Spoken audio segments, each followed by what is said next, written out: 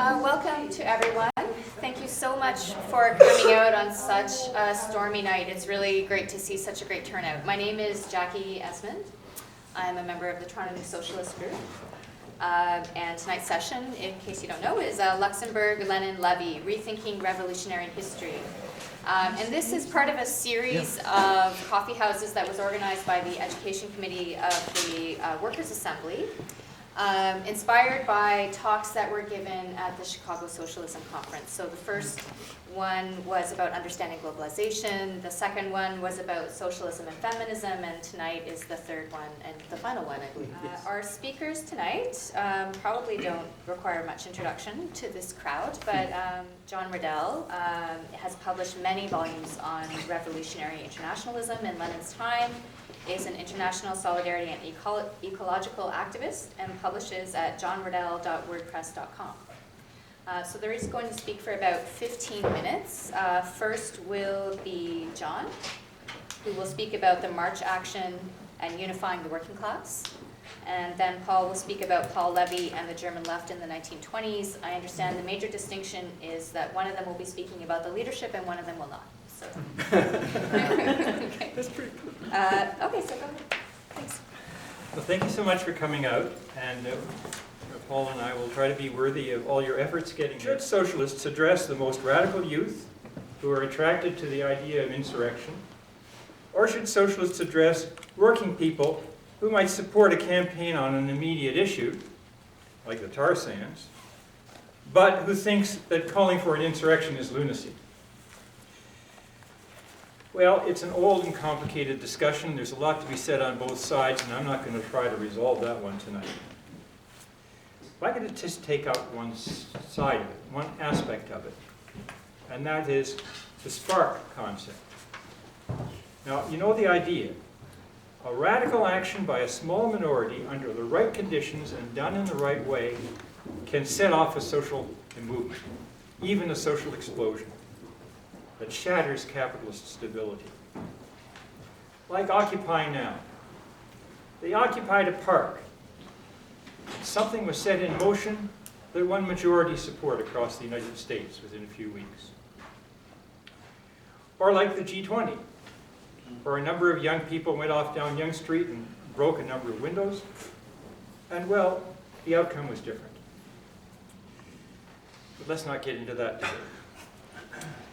Instead, let's go back almost 100 years to what was perhaps the greatest spark action in history.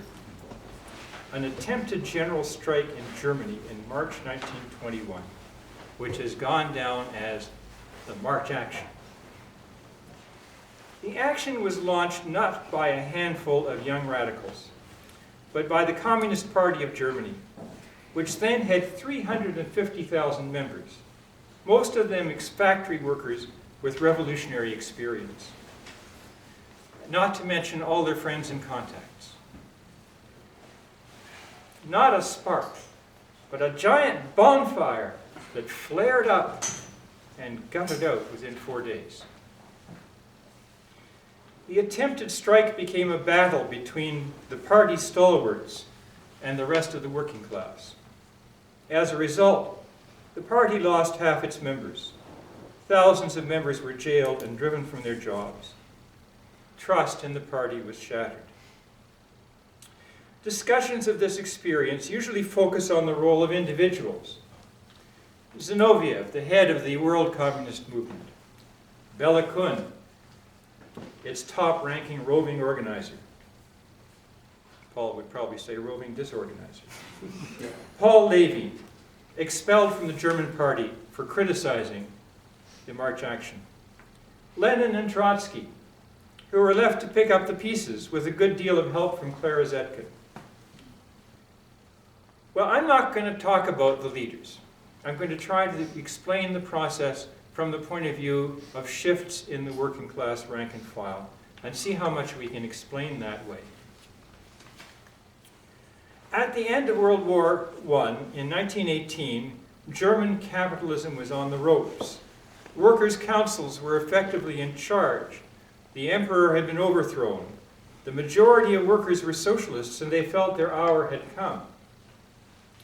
But the revolutionary forces were still small and divided.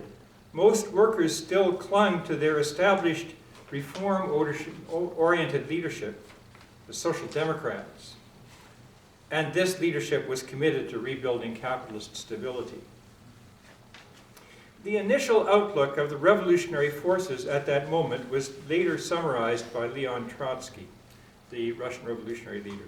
At the war's end, he said, it was hoped that the workers' chaotic and spontaneous assault would mount in ever-rising waves, and that in this way the proletariat would attain state power across Europe in the course of 1 or 2 years.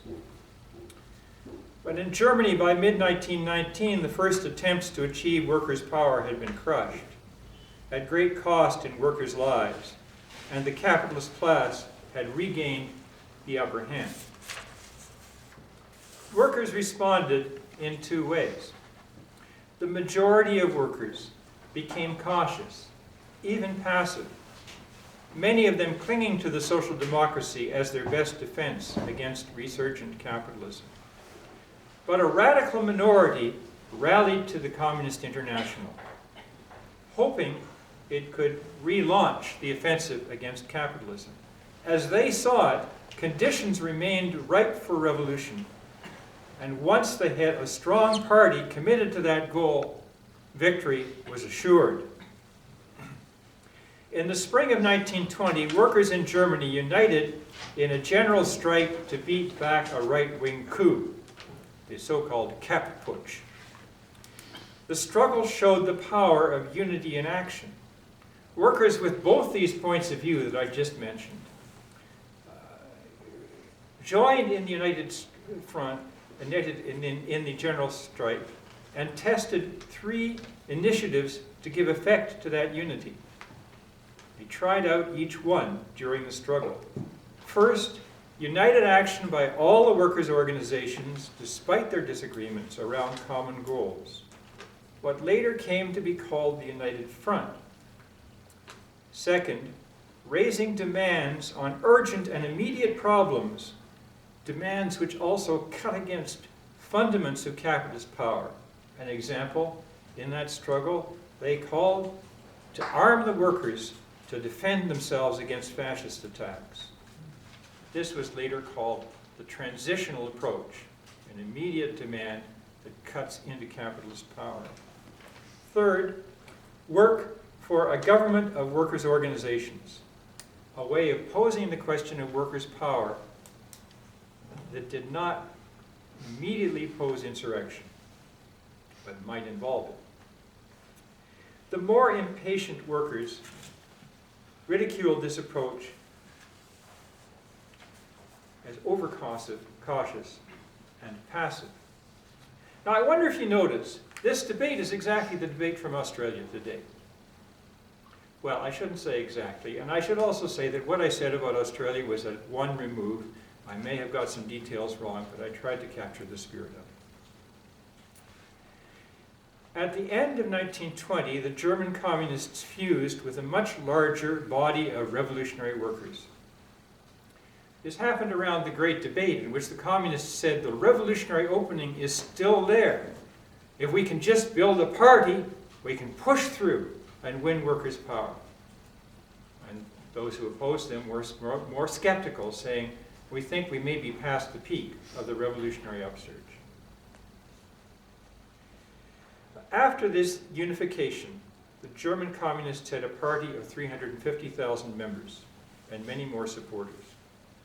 The party leadership embraced a transitional approach, writing an open letter calling for unity in action for a list of immediate demands, along the principle I described earlier. A campaign followed to win support for this approach. The communists made gains, but there was no breakthrough. At the same time, the party leadership tried to rein in some of the more militant union struggles in order to prevent a premature confrontation in which one small group of workers could be defeated on their own. In the party ranks, there was growing impatience with this approach. Perhaps this might work in the long run, But nonetheless, many members expected more from their new mass party. In February 1920, a more radical team took over the leadership of the party, determined to steer it into a confrontation with the capitalist rulers. The following month, the government launched a provocation, a massive police deployment in the region where the communists were strongest. Fighting ensued in the region. Outside the region, the battle was not well understood. The communists publicized it, but no one else did. But nonetheless, the party took these events as a signal to launch a general strike. Its goal was not well defined. The strike had little or no support outside the Communist Party. And as stated, the strike was quickly defeated at heavy cost. The communist movement in Germany never fully recovered from this blow. Now, 4 aspects of this experience, I think, are worth noting. One was that the strike became a battle between the communist minority and the rest of the working class. There were pitched battles as communists would try to forcibly clear workers out of a factory. Sometimes the workers would be forced to leave, would then regroup, return, and drive out the communists. This fratricidal struggle made things easy for the police. Second, the communists failed even to mobilize their own forces. In fact, the spark effect almost seemed to work the other way around. Berlin was the stronghold of the radical communists. The party had 50,000 members there, but only about 5,000 workers took part in the strike movement. The more cautious workers, far from being swept along, strongly influenced the party membership. And after the action, about half the membership of the Communist Party left. However, my third point, even after the March defeat, the new radical leadership of the party stood its ground, and by and large, leftist forces held the support of most of the now reduced membership. In June, when the Communist International met in Congress, the German radical leaders argued their case with vigor. They argued Lenin to his face, telling him to read the documents and not say such inaccurate things. When the Congress decision went against them, they submitted a protest, a written protest, and then a little bit later got it endorsed by the German Party Congress. Now, my fourth point. Everything I've just said points to the depth of the division in the working class, how strongly felt it was, that there was no lack of initiative and conviction on both sides.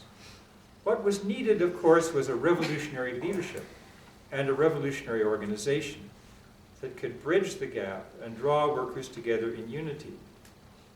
Unfortunately, instead of helping to overcome the divisions, the German Communist Party made things worse.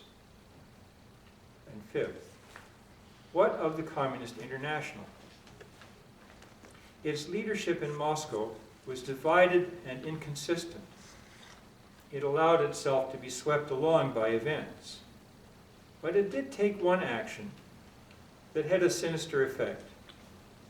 It lent its authority to radical forces seeking to overturn the German party leadership, thus making it almost impossible to unify the two wings of the German party that had to be brought together in order for the party to flourish.